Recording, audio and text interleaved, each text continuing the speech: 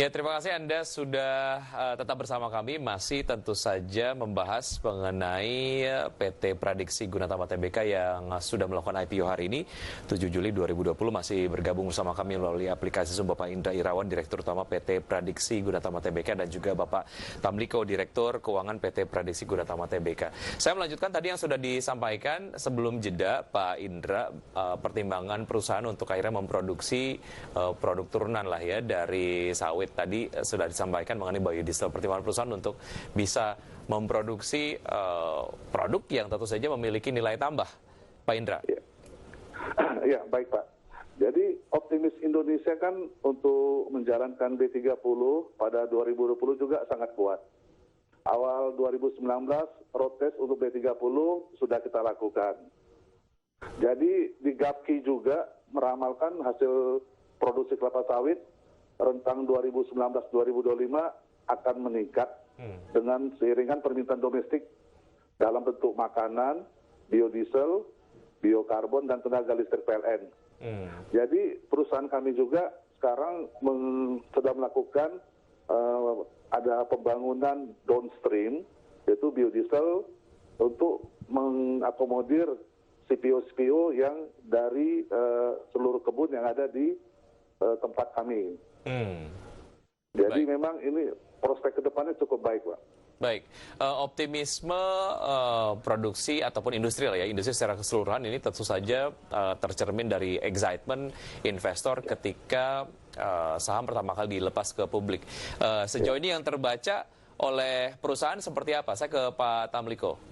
Ya, hari ini kita melakukan listing perdana tentang yang mendaftar ke stock trade PT kita sudah oversubscribed ya. Sebesar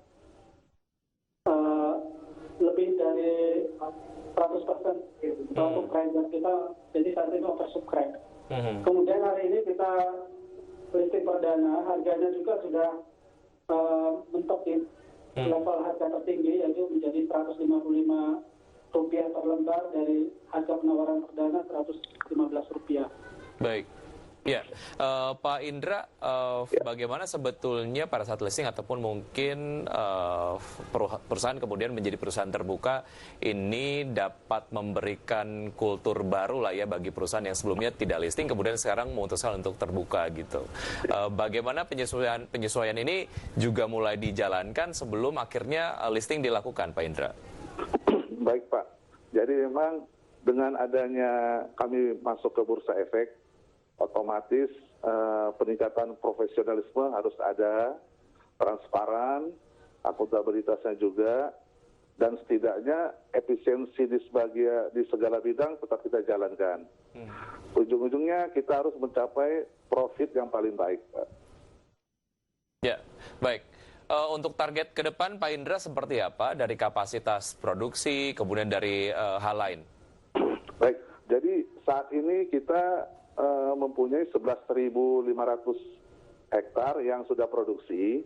Jadi kita akan ada perluasan lahan seluas 2.500 hektar yang akan kita selesaikan dalam waktu 2 tahun ini. Jadi nanti kita akan menambahkan terus areal produksi, dan juga kita mempunyai pabrik yang kapasitasnya 60 ton per jam saat ini menjadi extension ke 90 ton per jam.